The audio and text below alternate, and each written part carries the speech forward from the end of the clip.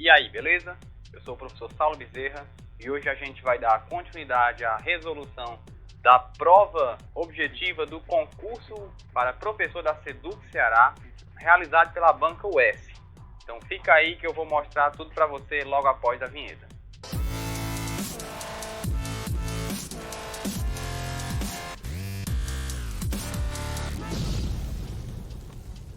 Beleza, então vamos lá. E hoje eu vou mostrar aqui para você como eu resolvi essa prova. Esse é o segundo vídeo. No primeiro eu resolvi até a questão 47 e agora eu vou dar continuidade. Eu baixei essa prova e resolvi sem pesquisar. Em 2018 eu gravei um curso para esse concurso.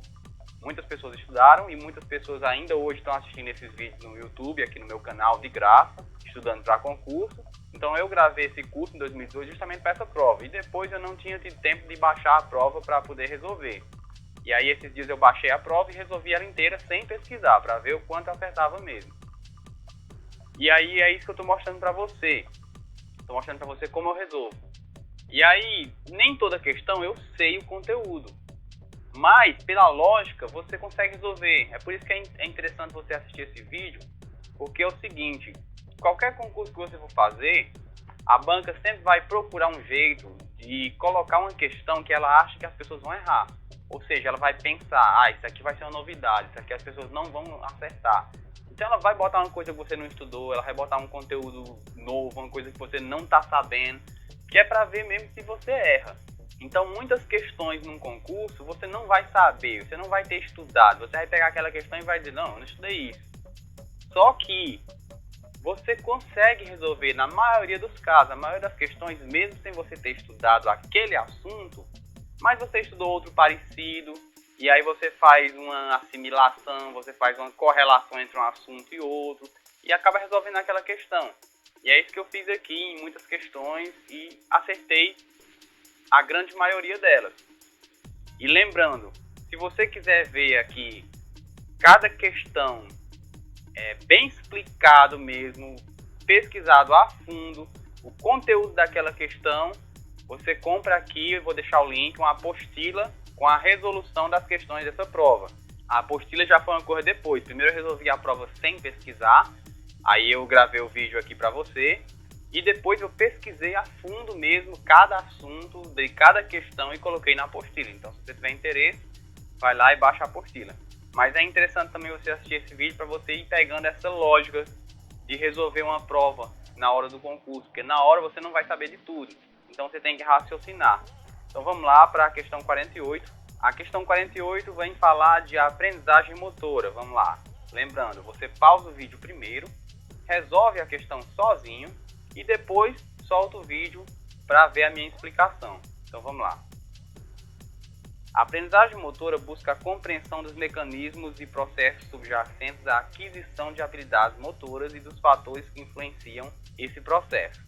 A demonstração é uma das formas de fornecer instrução previamente à execução da habilidade motora. Considerando essa ideia, é correto afirmar que a demonstração. Bom, sobre a demonstração. A demonstração ela pode ocorrer no dia a dia, quando um aprendiz observa um modelo executar uma ação motora e tenta capturar as informações relevantes daquela ação por meio do seu sistema sensorial.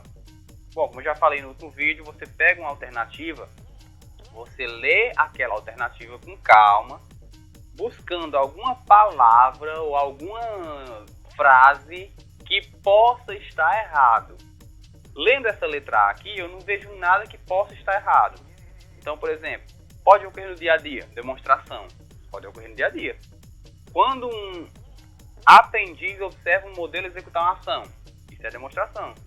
Habilidades motoras e tenta capturar informações relevantes daquela ação por meio de seu sistema sensorial, ou seja, seus sentidos, visão, audição, tato, enfim. Então, não vejo nada aí que possa estar errado. Pode ser que seja a letra A. Vamos ler o resto. Letra B. Não tem sido reconhecida como importante fonte de informação no processo de aquisição de habilidades motoras. Como é que a demonstração não é uma importante fonte de informação no processo de aprendizagem motora? Talvez seja a principal forma, né? Quando você vai ensinar uma pessoa a realizar uma habilidade motora, A melhor forma não é demonstrando, não? Claro que não necessariamente tem que ser demonstrando. Por exemplo, um professor de educação física vai ensinar futsal, sendo que o professor de educação física não sabe jogar futsal, ele não tem habilidade motora. Mas ele pode ensinar? Pode. Só que é mais fácil demonstrando, né? Se ele souber fazer para demonstrar, é melhor. Então a demonstração é uma excelente forma de ensinar habilidade motora. Então letra B, já risca. Letra C. Possibilita ao aprendiz obter informações sobre a natureza da tarefa a ser realizada. Ok. Focando na informação sobre o conceito socioafetivo desse fenômeno. Não, demonstração você está demonstrando como fazer. Você não está demonstrando o valor socioafetivo, por exemplo, se eu demonstro para um aluno como fazer um chute. Eu não estou demonstrando para ele o valor social do chute. Eu estou demonstrando como fazer. Então, C, nada a ver. D. Possibilita que as informações obtidas sejam utilizadas imediata ou posteriormente à execução da habilidade motora, em que o aprendiz altera o padrão de movimento, altera o padrão do modelo e faz ajustes em torno desse padrão. Não. Na demonstração, o objetivo é você demonstrar para o aluno repetir e não demonstrar para o aluno modificar, né? Então, não. Letra D não faz sentido. Letra A, com certeza. Então, gabarita aí, letra A. Beleza?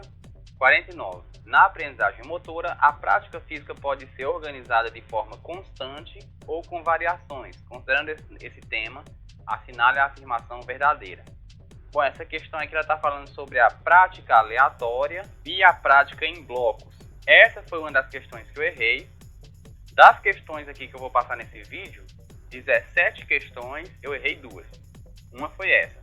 Era um assunto que eu nunca tinha estudado, nunca tinha visto falar sobre ele. Só que aí depois que eu resolvi a prova, eu já pesquisei esse assunto e está lá na apostila. Mas basicamente a prática aleatória versus a prática em blocos é o seguinte, por exemplo, vamos supor que eu vou ensinar um aluno a jogar futsal. Então, em 3 meses de treino, eu faço o seguinte: durante 2 semanas eu treino só passe, depois durante 2 semanas eu treino só chute, depois durante 2 semanas eu treino só o drible, e assim eu vou fazendo. Isso é a prática em blocos. A aleatória é assim: a aula de hoje é chute, amanhã é drible, na outra é passe, na outra já é chute de novo, ou seja, uma coisa aleatória. Então essas são as duas formas de práticas aqui que estão sendo comparadas nessa questão. Então vamos lá. Letra A. A prática aleatória é aquela em que uma situação é repetida diversas vezes e posteriormente outra situação é repetida diversas vezes. Não, essa aí é a prática em blocos, como eu expliquei. Você treina primeiro várias vezes só chute, depois várias vezes só passe. Essa é a em blocos. Aleatória não é essa. B. A prática aleatória costuma ter melhor desempenho durante uma prática, mas a prática em bloco tem melhor desempenho nos testes de aprendizagem. Não. A prática aleatória tem melhor desempenho nos testes de aprendizagem do que a prática em blocos. Isso você pode ver bem explicadinho na minha apostila. C. O efeito da interferência contextual é um fenômeno na aprendizagem, está relacionado com a ordem em que as habilidades são praticadas e parece ser um dos principais fatores que influenciam a aquisição de habilidades motoras.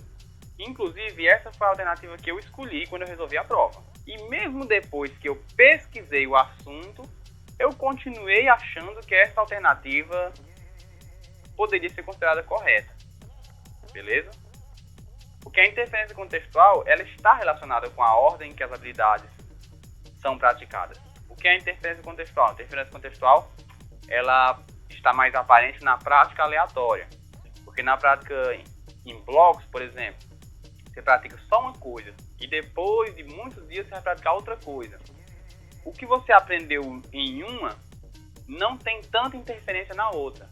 Já quando você faz aleatória, as habilidades aprendidas num dia fazem diferença no outro, então isso é interferência contextual. Ou seja, está relacionado com a ordem, sim. O que talvez a UES tenha considerado incorreto seja o fato de que aqui diz que é um dos principais fatores de aquisição de habilidade. Então talvez ela tenha considerado isso como incorreto. Ou talvez ela quis dizer que não está relacionado com a ordem porque é o oposto, está relacionado ao aleatório. E sim, está relacionado ao aleatório, ou seja, uma ordem aleatória. Então, para mim, não consigo enxergar aí um erro nessa questão, nessa alternativa. Porém, a letra D diz o seguinte: a prática aleatória apresenta-se superior quando comparada com a prática em blocos, porque conduz a um maior esforço cognitivo durante a prática. Se você tivesse estudado esse conteúdo, se eu tivesse estudado esse conteúdo antes de resolver a prova, eu iria ver claramente que a letra D estava correta. A D não tem para onde correr, a D está correta. A C me deixou em dúvida. Então, se eu soubesse o conteúdo, marcaria D. Tranquilo. Beleza? A C me deixou em dúvida, mas a D está tranquila. Beleza, vamos para a próxima, questão 50. Questão 50. Na teoria da aprendizagem motora, entende-se que a aquisição de uma habilidade motora está associada à aprendizagem de cada componente dessa habilidade e da interação que existe entre esses componentes. Tomando por base essa proposição, assinale a afirmação verdadeira. Considerando-se que a aprendizagem da habilidade remete a um dispêndio de tempo de prática, diferentes formas de praticar podem gerar resultados semelhantes. Lógico que está errado, né? Diferentes formas de praticar vão gerar resultados diferentes. B. A organização se refere ao número de partes ou de componentes de uma habilidade, bem como o processamento de informação demandado para sua execução. Bom, aqui eu já vi que era um conceito aqui que eu não conhecia, então eu coloquei uma interrogação e fui ler a outra. Letra C. Quanto mais componentes a habilidade tiver, maior a sua complexidade. Lógico. E quanto maior a interação destes componentes, maior a sua organização. Beleza? Aí eu já percebi que a questão está querendo que eu saiba o conceito de organização. E aí a B diz uma coisa, a C diz outra. Beleza? Vamos ler a D. D. A complexidade de uma habilidade refere-se à forma como as partes ou componentes da habilidade interagem. Bom, aí eu fui pela lógica, né? A forma como os componentes interagem, para mim, parece mais com organização. E complexidade, para mim, é quanto mais componentes ele tem. Então, a B diz, a organização se refere ao número de partes ou componentes? Não, para mim aí é complexidade. D, a complexidade refere-se à forma como eles interagem? Não, para mim aí é organização. Que é justamente o que a letra C está dizendo. Quanto mais componentes a habilidade tiver, maior a complexidade. E como eles interagem é organização. Eu deduzi isso lendo a questão. Nunca estudei isso. Deduzi lendo a questão. Então marquei letra C. E gabarito correto, letra C. Beleza? Lembrando que está melhor explicado na minha apostila. O que eu fui pesquisar depois, né? Para poder botar na apostila. Então tá lá bem mastigadozinho. Ok, vamos lá. Questão 51. Essa questão aqui pegou muita gente. Só que ela era muito fácil. Só que ela pegou muita gente por causa dessa palavrinha aqui, ó, moderna. As pessoas acham que essa palavra moderna se refere ao presente. Por exemplo, se eu digo roupa moderna, as pessoas entendem que é uma roupa de hoje, de agora. No linguajar do dia a dia, moderno pode ser entendido assim. Mas para a ciência, para os estudos, para a história, moderno não se refere ao presente. Se você quer se referir ao presente, você tem que usar a palavra contemporâneo. Então, se eu quiser saber quais são as danças atuais, eu teria que perguntar quais são as danças contemporâneas. Quando eu pergunto dança moderna, eu estou falando das danças do período da Idade Moderna. Beleza? E na Idade Moderna, no meu canal tem um vídeo sobre dança, você pode pesquisar aí que tem um vídeo sobre dança, bem antigozinho, mas dá para aprender. O período da Idade Moderna, a dança era marcada justamente por essa questão da expressividade, dança abstrata. Então, letra A, ok? Então essa aí para mim foi tranquilo. 52, vamos lá. Ao tratar a educação física como linguagem, é correto concluir que educação física quanto linguagem. No meu canal tem vídeo sobre isso. Essa prova caiu muita coisa que eu ensinei no curso. Então o curso eu dei antes dessa prova. Quando foi na prova caiu muita coisa que eu dei no curso. Inclusive isso aqui, educação física enquanto linguagem. Expliquei muito bem no curso. que tem disponível no YouTube de graça. E também no meu site, esse site aqui em cima. Lá você encontra muita coisa, beleza? Então é correto concluir que o aluno deve compreender o seu sentir corporal, o seu relacionar-se com os outros e com as instituições sociais e práticas corporais. Olha o que eu estou fazendo, eu estou lendo afirmação por afirmação, vendo se todos estão corretos. Então até agora tudo correto. Valorizando a linguagem verbal. Está errado. Educação física é linguagem não verbal. Então valorizando a linguagem verbal em detrimento da não verbal, errado. B. À medida que os professores objetivam em suas aulas a repetição das técnicas presentes nos esportes, passam a ativar nos alunos a competência de analisar as diferentes linguagens corporais. Não. Para eu criar no aluno a habilidade de analisar as diferentes linguagens corporais, eu faço isso através de mostrar as diferentes formas de realizar uma ação motora. Ou seja, modificações, não repetindo técnicas profissionais. Aí eu estou fazendo uma hegemonia, né? Letra C. A educação física deve reproduzir as produções sociais. Rapaz, não precisava nem ler o resto, né? Quando você vê essa palavra reproduzir, não, educação física é para transformar, educação física é para modificar. Reproduzir, não. Então, a educação física deve reproduzir as produções sociais que se estruturam por códigos transmitidos na mídia, etc. Está totalmente errado. Só sobrou a letra D. O indivíduo aprende a fazer uso de expressões corporais de acordo com o ambiente onde ele está inserido, ou seja, todo movimento do corpo tem um significado correspondente ao contexto. Correto. Beleza? Próxima questão. Beleza, vamos para a questão 53. Atividades de cooperação são estimuladas nas aulas de educação física em função de suas características quais sejam. Bom, quais são as características das atividades de cooperação? Letra A. Não valorizar o fato de ganhar ou perder. Até aqui ok. Libertar da competição, porque o interesse nas atividades de cooperação se volta para o rendimento individual, eliminando a pressão de ganhar ou perder produzida pela competição. Não, a atividade de cooperação não se volta para o rendimento individual, né? Muito pelo contrário, é para a cooperação. Letra B. Evitar a eliminação dos participantes, ok? Procurando manter todos inclusos até o fim do jogo, ok? Libertar da eliminação, porque a atividade cooperativa procura incluir e integrar todos, evitar a eliminação dos mais fracos, mais lentos, menos habilidosos, etc. Justamente isso, né? É muito simples. Como eu falei já, você tem que ler cada alternativa procurando alguma afirmação que esteja errada, porque como você viu aí na letra A, a alternativa quase toda está certa. Só tem uma partezinha ali errada, então você tem que estar procurando qual é a partezinha que está errada. Na letra B eu não achei nada errado, na letra A a gente já achou um erro. Vamos continuar lendo para ver as outras. Letra C, ó.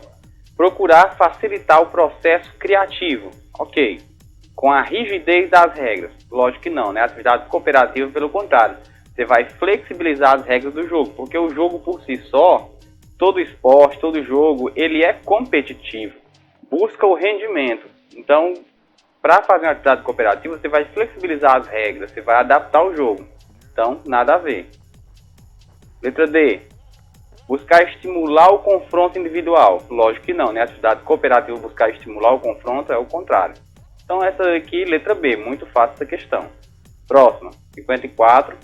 O livro Metodologia do Ensino da Educação Física, do coletivo de autores, defende que a avaliação deve. A avaliação é um tema que cai muito, né, nas provas. Toda prova está presente. Aqui teve várias questões de avaliação. No meu canal tem um vídeo sobre avaliação. E o livro Metodologia do Ensino da Educação Física é o livro base, né? Se você nunca leu, você tem que ler agora. Letra A. Contribuir para que os estudantes resolvam os problemas de forma coletiva e com a ajuda dos professores. Lembra que eu falei? Lê a alternativa buscando alguma coisa errada. Você está conseguindo enxergar alguma coisa errada nessa letra A? Contribuir para que os estudantes resolvam os problemas de forma coletiva e com a ajuda dos professores. Não, nada de errado. Então, tudo ok. Continuar lendo. Letra B. Ser institucionalizada. Não. Pelo contrário. a avaliação, como ela deve ser feita, que é diferente do que ela é feita, né? Nas escolas, geralmente a avaliação é feita da forma que não deveria ser. É feita de uma forma mais rígida, mais formal, mais institucionalizada.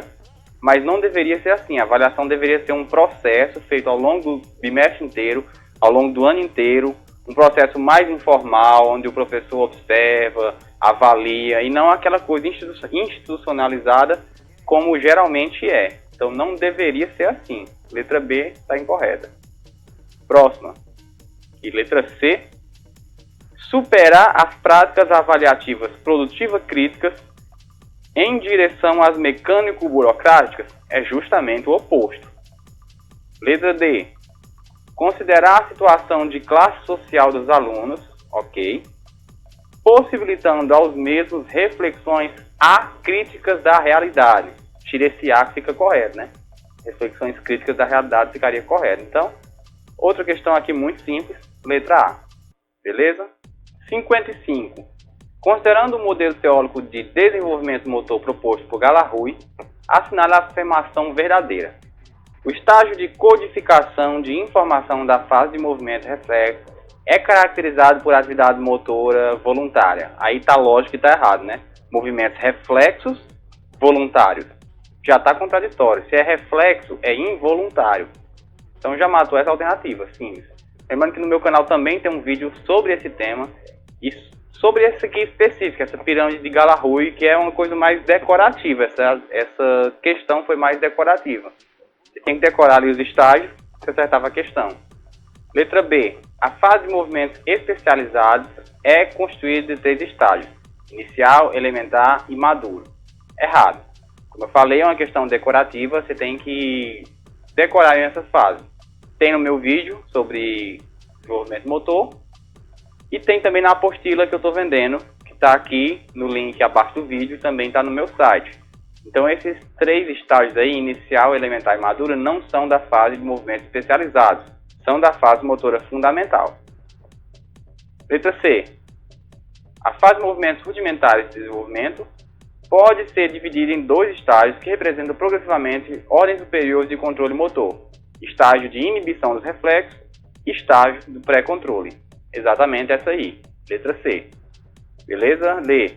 Os movimentos fundamentais são determinados de uma forma maturacional e caracterizam-se por uma sequência de aparecimento altamente previsível. Esta sequência é resistente a alterações em condições normais. Essa aí você já mata, porque é lógico que o desenvolvimento motor não é altamente previsível.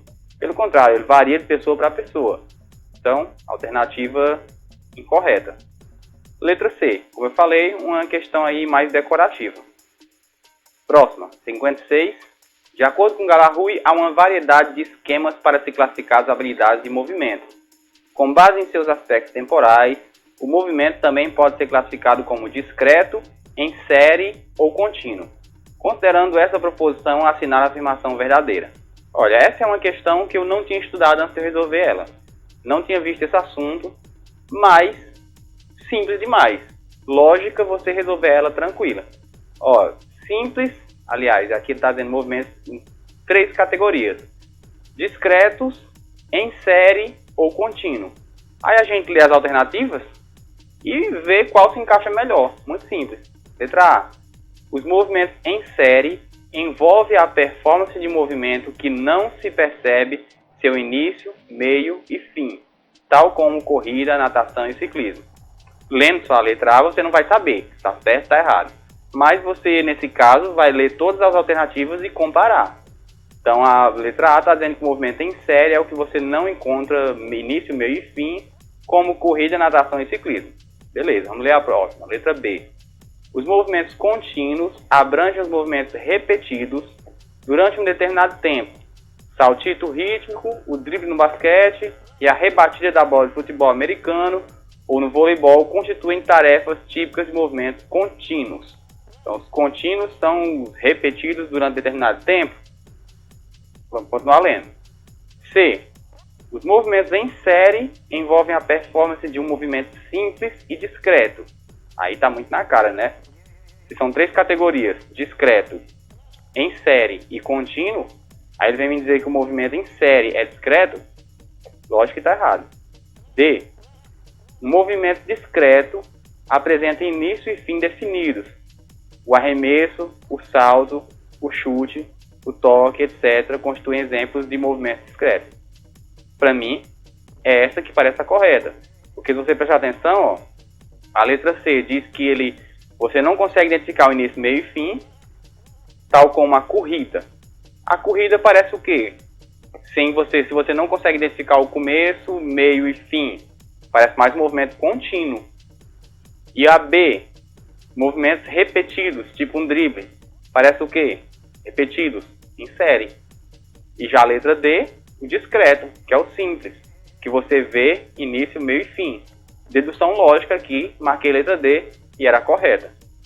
Beleza? Então vamos para a próxima, 57. Lembrando mais uma vez que eu estou mostrando para você aqui como eu resolvi a questão, mas lá na apostila você encontra todo o conteúdo explicado. 57. Os padrões fundamentais de movimento e as habilidades de movimento geralmente são consideradas tarefas motoras abertas ou tarefas motoras fechadas. Nessa situação é correto afirmar que muitas questões de desenvolvimento motor, como você está vendo. Mas vamos lá, conceito de tarefa motora aberta, tarefa motora fechada. É parecido com o que eu expliquei no último vídeo. Lembra que eu expliquei sobre o que é um sistema aberto, sistema fechado? Então é como eu falei, um conhecimento que você tem de outro conteúdo ajuda você a resolver um outro conteúdo que não tem nada a ver, mas os conceitos se repetem. Então, ó, aberto e fechado. Uma tarefa motora fechada é uma habilidade motora realizada em um ambiente estável ou previsível, onde aquele que a executa determina quando iniciará a ação. É justamente isso. Lembra do sistema aberto e sistema fechado? O sistema aberto é um sistema que sofre influência do meio ambiente ou do que tem fora dele, e um sistema fechado é um que não sofre influência. Então, trazendo o conceito para aqui, seria isso, uma tarefa motora fechada, uma habilidade que não sofre influência do meio. Então, o executante tem total controle dela. Então, letra A, ok. Ó, vamos continuar lendo. Letra B.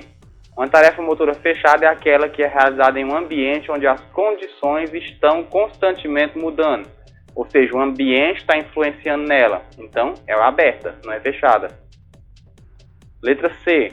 Uma tarefa motora demanda rigidez de desempenho. Não, é a fechada, já que a fechada você tem total controle. Então, tem que ter uma rigidez de desempenho. D. Uma habilidade de movimento fechada ocorre quando a criança participa de um jogo de pega-pega, que exige corrida e movimentos súbitos em diversas direções. Não, aí é uma habilidade motora aberta, porque tem total influência do meio, no caso, inclusive do adversário. Então, 57, letra A. Próxima, 58. Mais uma questão sobre avaliação.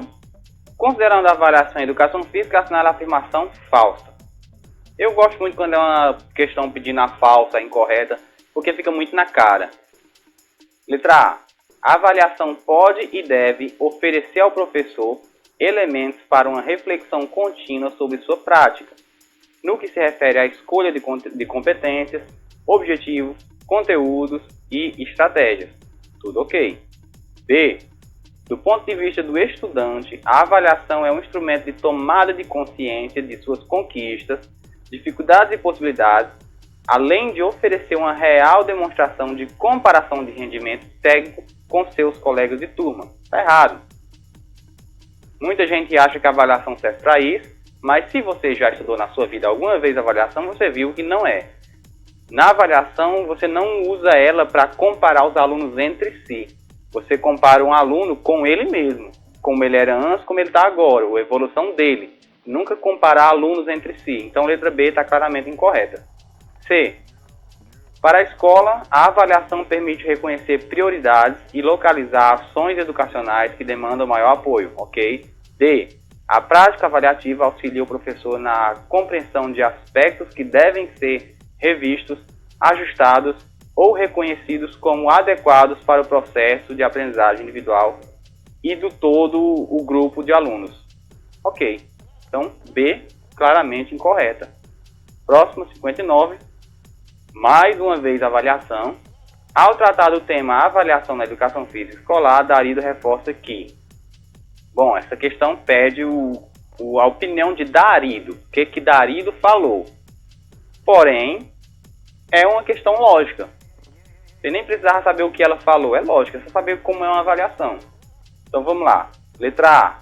O professor é o único responsável pelo processo de avaliação. Alunos e equipe pedagógica podem eventualmente participar do processo. Lógico que não. A avaliação tem que ser feita por todo mundo. É um processo de responsabilidade de todos. Aluno, professor, gestão e etc. B. Entre as críticas frequentes ao modelo tradicional de avaliação, aponta ao fato de esta restringir-se ao domínio social, como se a educação física implicasse somente as relações cognitivas, afetivas, sociais, subjacentes, etc. Isso está errado tanto na área geral da educação como na educação física.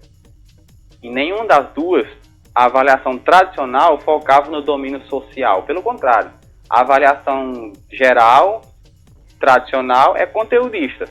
É conteúdo. O aluno acertou, errou e acabou. E educação física, especificamente, a avaliação tradicional era medições físicas. Quanto o aluno corria, quanto ele conseguia pular, quanto ele evoluiu fisicamente, eram testes físicos, a avaliação tradicional da educação física. Nenhum dos dois social. Beleza? Letra C. A avaliação deve abranger as dimensões cognitiva, motora e atitudinal, verificando a capacidade do aluno expressar a sua sistematização dos conhecimentos relativos à linguagem verbal. Linguagem verbal. Se você marcar uma alternativa dessa aqui, você merece uma tapa. D.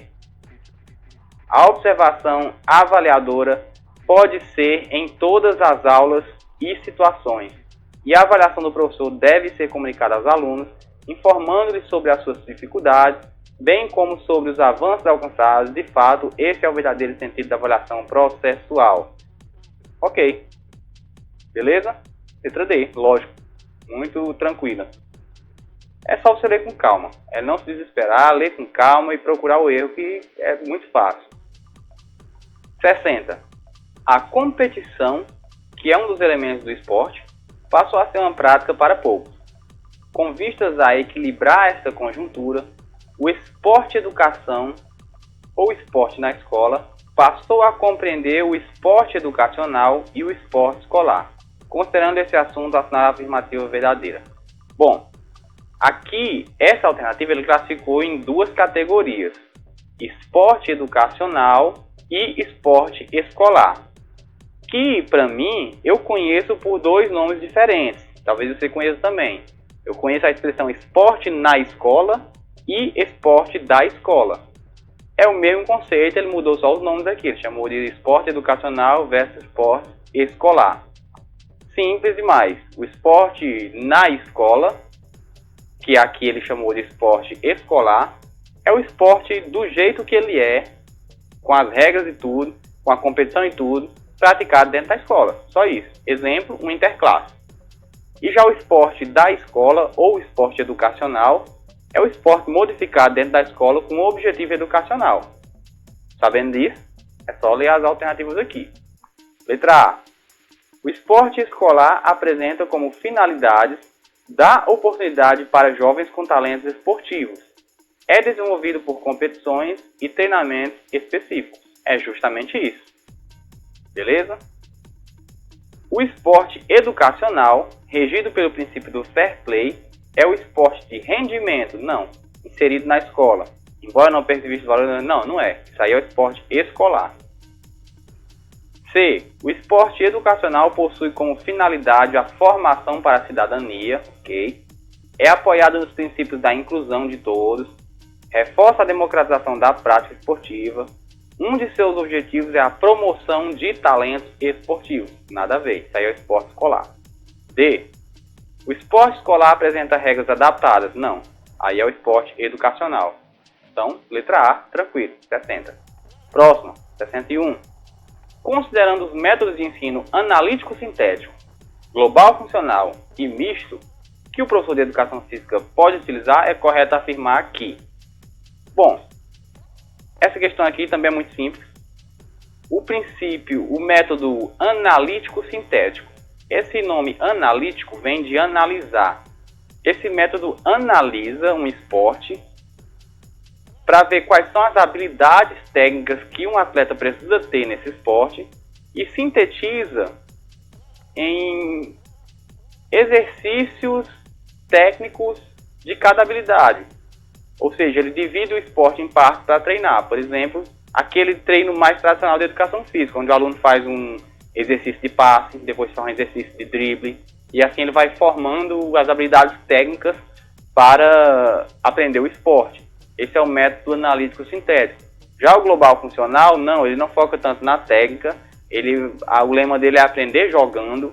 Então você coloca os alunos para jogar e eles aprendem, e foca mais na tática, no raciocínio, no pensamento sobre esporte. E o misto é uma mistura dos dois, né? Então, vamos ler aqui para ver. Letra A. No método global funcional, através da análise de jogadas. Matou a questão. Análise é o método analítico, então está errado. Trabalha de uma forma gradual para obter-se o nível mais elevado da técnica em si. Esse é o conceito de analítico sintético. B. No método global, a participação do professor não é necessária. Se a participação do professor não é necessária, você está fazendo concurso para quê, né? Então, está errado. Pois o aluno deve entender seus erros. Não, nada a ver. C. O método analítico sintético atende o desejo e expectativas do aluno de jogar, pois estes ganham em motivação. Pelo contrário, no método analítico sintético, o aluno é mais desmotivado, porque ele está muito parado ali treinando a técnica. Já no global funcional, ele tem mais motivação, porque ele está realmente jogando. D. O modelo analítico está centrado no desenvolvimento das habilidades técnicas. É isso aí. Letra D. Próxima. 62. Eu explico melhor na apostila. Se você quiser ler lá, comprar lá, está bem mais explicado. Vamos lá. 62. Na educação física escolar, o esporte é um conteúdo a ser ministrado. Existem diversas classificações para tal conteúdo. Gonzalez apresenta um sistema de classificação para o esporte desenvolvido de 4 critérios. 1. Relação com o adversário. 2. Relação com o objetivo. 3. Relação com o colega. 4. Relação com o ambiente.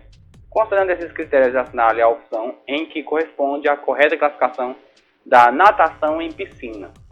Bom, lá na minha apostila eu explico bem direitinho esses critérios aí. Mas, resumindo aqui, vamos lá. Natação. Letra A. Há interação com o adversário? Não, não há. Na natação, cada atleta na sua raia. Não tem interação com os adversários. Então, não é. Letra A. Nem é letra B. Vai ser letra C ou D, ó, que diz não há interação com o adversário. Pronto, não há interação com o adversário. Letra C. 2. Esporte de marca. É sim. Esporte de marca é o quê? Um esporte, por exemplo, um esporte que marca o tempo de cada pessoa. Então é um esporte de marca, para ver quem consegue diminuir o tempo. Então é um esporte de marca. 3. É um esporte individual. Sim. A natação em piscina é um esporte individual. E 4. Com estabilidade. Sim. A letra C diz com estabilidade, que é o correto. A D diz sem estabilidade, que é o errado. Então, a alternativa correta que é a letra C. Um esporte com estabilidade é um esporte em que o ambiente é estável. Diferente do esporte onde o ambiente é instável. Por exemplo, a natação na piscina, a piscina é estável. Ela é um ambiente controlado. Diferente da natação no mar, que você não controla o mar. Então, é um ambiente instável. Seria um esporte sem estabilidade se fosse natação no mar. Mas natação na piscina é um esporte com estabilidade. Então, letra C. Próxima, 63. Lembrando, se você ainda não curtiu o vídeo, curte agora. Deixa um comentário aí embaixo também, porque isso ajuda o vídeo a crescer, ajuda o canal a crescer para eu continuar gravando cada vez mais vídeos, beleza? Então vamos lá, 63. Lembra que eu falei para você que das 17 questões desse vídeo, eu errei 2, né? A outra que eu errei foi justamente essa aqui.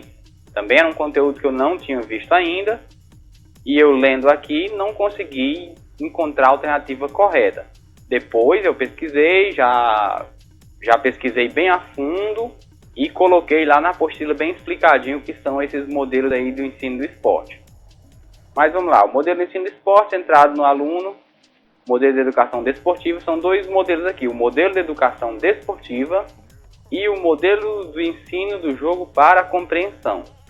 São alternativas importantes para uma nova proposta de ensino-aprendizagem na educação física escolar, de acordo com o citado modelo, é correto afirmar que, para o MED, que é o modelo de educação desportiva, a educação lúdica tem papel de destaque. Esse modelo deve ser desenvolvido em qualquer modalidade esportiva, coletiva e aproxima-se das abordagens centradas no professor. A A já está na cara que está errado, mesmo sem saber do conteúdo, está na cara que está errado, né? Porque lá em cima no enunciado diz que esses são modelos centrados no aluno. Aí a alternativa A vem dizer que é modelo centrado no professor, já está na cara que está errado, né? Mesmo sem saber o conteúdo. Então, A, beleza, errado. B, o MED se ancora nas propostas construtivistas e privilegia a adoção de estratégias não formais de ensino. Essa é a alternativa correta. Esse modelo de educação desportiva, ele tem fundamentos no construtivismo. Se quiser entender melhor, compra lá a apostila. C, o modelo de ensino dos jogos para compreensão busca retirar a importância da tática e dar ênfase ao desenvolvimento da capacidade técnica do jogo. Não, pelo contrário, esse modelo ele dá importância à tática, mais do que à técnica. E D, o modelo de ensino dos jogos para compreensão oferece importância ao domínio biofisiológico, visando ao sentimento de jogar tecnicamente bem. Não, como acabei de falar, eles dão mais importância à tática do que à técnica. Então 63 era isso, beleza? E para finalizar esse vídeo aqui, 64. Essa aqui, dada de mão beijada. Para quem já leu esse livro, né, que é a obrigação de todo professor de educação física ler, de acordo com o livro Metodologia de Ensino de Educação Física, coletivo de autores, são conteúdos da educação física escolar, letra A, jogo, esporte, capoeira, ginástica e dança. Esses são os conteúdos citados lá no livro. Não quer dizer que só isso que vai trabalhar na educação física, né? Mas esses são os conteúdos que são citados lá no livro e é isso que a questão está perguntando. Então, letra A. Beleza? Bom, vou parar por aqui para o vídeo não ficar comprido demais. No próximo vídeo a gente termina a resolução dessa prova. Então, até o próximo vídeo. Valeu!